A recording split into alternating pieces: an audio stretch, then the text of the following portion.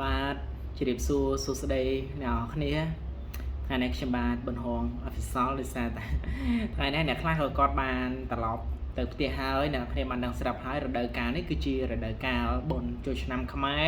ហើយអ្នកខ្លះក៏គាត់ឈប់បានរយៈពេលច្រើនថ្ងៃដោយសារតែគាត់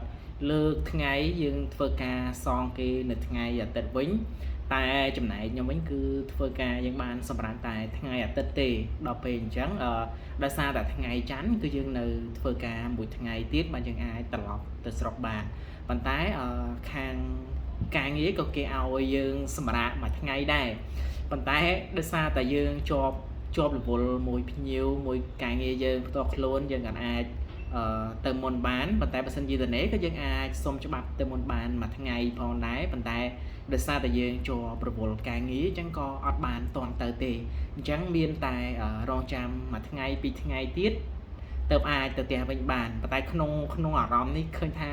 ក្តុកដួលដេកអត់លក់ទេអ្នកនរគ្នាដោយសារតែមានអារម្មណ៍ថាទី1គឺនឹកស្រុកប៉ុន្តែអត់ដឹងថាធ្វើម៉េចចិត្តចង់ទៅដែរហើយសៅរ៍អាទិត្យ2ថ្ងៃអ្នកនរគ្នាដឹងស្រាប់អីនៅភ្នំពេញយើងនេះចំពោះខ្ញុំផ្ទាល់គឺខ្ញុំស្ងប់ស្ងាត់មែនទែនដោយសារតែខ្ញុំអត់ដឹងថាធ្វើអីឬមួយក៏ទៅណាទេក្រៅតែពីនៅបន្ទប់ឬមួយក៏ទៅទិញអីញ៉ាំនៅចិត្តបន្ទប់នឹងឯងគឺខ្ញុំអត់ដែលហ៊ានទៅណាឆ្ងាយទេដោយសារតែទី1ធ្វើការ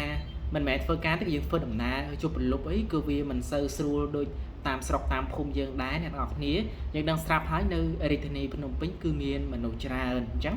ក៏ខ្ញុំខ្លាចអត់ហ៊ានធ្វើដំណើរនៅពេលយប់ជ្រៅទេបានតែល្ងាចប្រលប់អីធ្វើម៉ោង8ចុះក្រោមអីគឺខ្ញុំ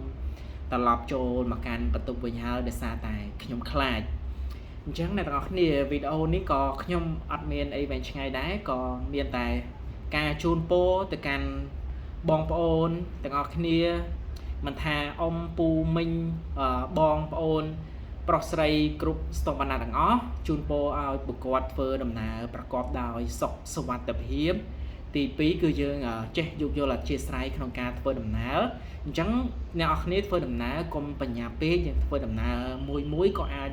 ទៅដល់គេហដ្ឋានដែរព្រោះយើងអាចឈប់សម្រាកបានច្រើនថ្ងៃដែរដើម្បីទៅជួបក្រុមគ្រួសារពុកម៉ែបងប្អូនរបស់យើងទាំងអស់គ្នានៅឯស្រុកកំណើតរបស់យើងផ្ទាល់អញ្ចឹងអ្នកនរគ្នាខ្ញុំមានតែប៉ុណ្្នឹងទេហើយក៏សូមជូនពរឆ្នាំថ្មីទទួលទានមានបានសេរីសួស្តីហេងចូលមកកាន់គ្រួសារអ្នកទាំងអស់គ្នាអញ្ចឹងខ្ញុំមានតែប៉ុណ្្នឹងអ្នកនរគ្នាបាយបាយ